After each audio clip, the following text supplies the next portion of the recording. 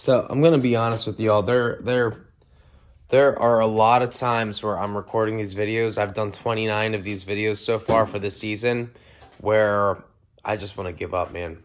Uh, you know, just dealing with life and everything like that. Like it just kind of, you lose track of the goal in the end, and it gets tiring. So I wanted to let you guys know that, I'm not just doing this. It's not just something that's easy for me to do. I don't just slap these together. I kind of do slap them together. But, I don't just slap them together in the sense that I just film them and it's super easy for me. A lot of work and effort goes into what I do. There are a lot of days where I'm like, I don't want to film myself, but I do it anyway. And so, yeah, life is tough, man. And I'm out here doing the same thing you guys are doing. So anyway, with that being said, the car is painted. The front bumper is not painted yet. This, it's going to look like crap on this side because it was damaged, and I cut off a piece of the plastic, as you can see here, and then put a crap ton of Bondo on it. But I don't care. It's going to be a race car, and it needs to get done. I cleaned off all of the residue from the tape on this side. I need to do the rest of the bumper. Also, I finished painting the wing. So the wing is now painted flat black. And then I finished painting the vent. So what we need to do now is we need to basically rivet this vent onto the hood. And probably going to put a little bit of RTV on there just to seal it up. For some reason, my kerosene heater was giving off a lot of smoke the other day, so we're gonna fire it up and hopefully it doesn't smoke me out again.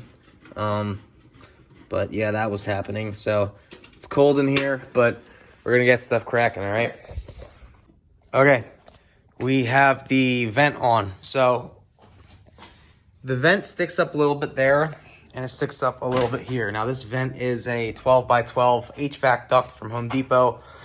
Because it's sticking up here and here, I put a little bit of RTV there. I also put RTV underneath all of the flange, so that when you put it down with the rivets, it doesn't let any of the air come out this way. The air comes out this way. It's sort of ratchet, but it's okay because I actually have data that proves that it works 10 to 20 degree temperature differential depending on how well the ducting is holding up. The ducting being a bunch of tape, which I ripped off. So if the ducting is in good shape, the ducting, it's like, 15, 20 degrees. It's pretty significant. So I'm not really super worried about how functional it'll be because I know it'll be functional.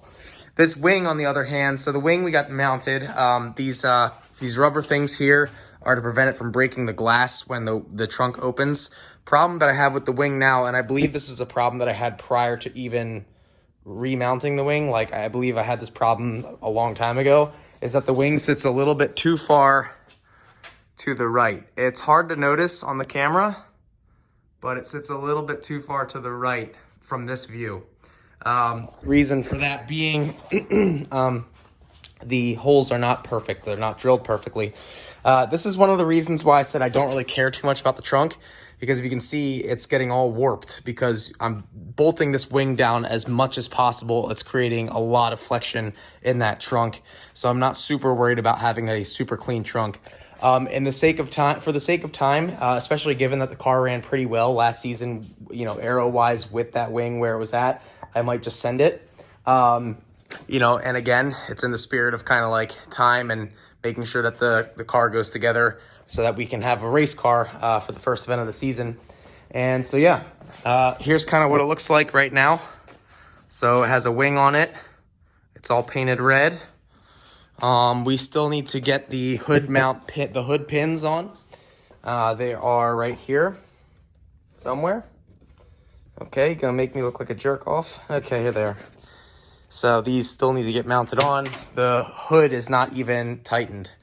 So if you look and you open it up, these mounts over here are still a little bit loose. You can see it better over there. If you were in person, I'm not gonna zoom in with one hand. Yeah, so I gotta tighten those as well. The gaps on the hood have always been like this. They've never been perfect. But the whole point in getting those gaps as tight as I can was so that I could minimize any sort of drag. Not that it really matters because the car's got a lot of other imperfections. I mean, I had a gigantic dent in the quarter panel for the longest time. But yeah, we vacuumed up the rear of the car. I took off that the fuel pump cover so that I could prime the engine before I started it. We actually flushed all the coolant. Tony came over. He races number 9 H2 car, number 9 EG Hatch. And this is all the crap that came out of the coolant system. You know, some of that stuff was actually oil from the pan that was left over from the other pan that we drained it into. So that's why it looks like that. But we used the Prestone, this stuff, radiator flush. Well, it's actually Max Snappa brand, but Prestone makes a name brand version of it. And basically it coagulates and creates a gel of all of the crap inside of your radiator so that you can flush it out with distilled water. So we let it run for about 40 minutes in total to do that, and everything is fine. Right now, I'm just trying to figure out what I want to do with the wing. I think what I'm going to do is I'm just going to bolt it on and leave it a little bit cockeyed, a little bit off. You can see what I have here is just some very basic bolts and nuts and washers from Home Depot. Ideally, you would have some sort of like, plate that would back onto here as a backing plate and stiffen it up a lot. I don't have that. I don't care. When I had the eBay wing, I actually made my own ones. I don't know if I can find them. I can't. But I made them out of oil pans to stiffen it up. And it worked pretty well. But this wing is much bigger, creates more downforce. I haven't had many issues with the setup so far. A couple of the nuts did loosen up last season. And so when I opened the hood for taking the car apart, I was like, oh wow, some of these bolts are loose. So with that being said, we're probably going to double nut them. Maybe I'll get some vendor washers if I can find them. Probably can't, so probably won't. And that's kind of where we're at for tonight. It is 9:37. I was out here. I'm kind of in a bad mood, honestly. Out here smoking a crappy cigar. This is like a $3 cigar from the bargain section. Probably gonna throw it out. And yeah, not in a good mood today. Sometimes it just feels like you work and work and work and try to make your life better, and some things happen and it's frustrating. So, but I mean, this car is sort of like a light in the dark in ways. Anyway, y'all, thanks for watching. We are going to continue working on this car. Next thing we need to do eventually at some point is take these axles apart. They have been on the car. Oh, sorry.